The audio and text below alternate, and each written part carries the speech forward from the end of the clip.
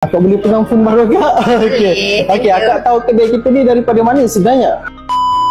Hai, saya datang untuk ambil phone saya. Oh, akak yang lulus iPhone 17 Pro Max 512 tu ya?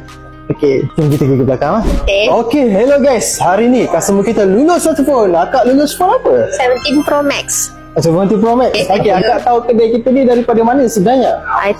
Tahu daripada TikTok actually. Tahu daripada TikTok sendirilah. Ini akak tekan terus masuk terus. Wasabi terus lah. Ya, betul. Okey, untuk servis kita macam mana akak rasa daripada mula sampai sekarang?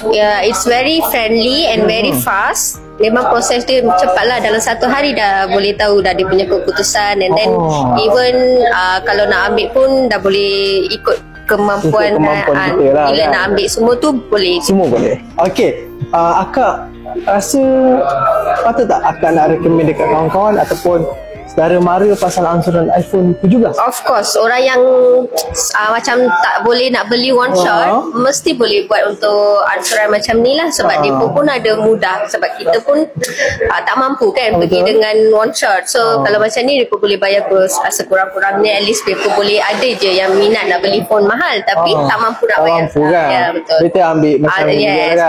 Betul. Okey, akak rasa nak bagi servis kita berapa bintang tak? 10 per 10 per 10. Jadi itu saja. Kalau korang nak juga iPhone 17 Pro Max ni, korang apply dekat All Gadget. Thank you All Gadget.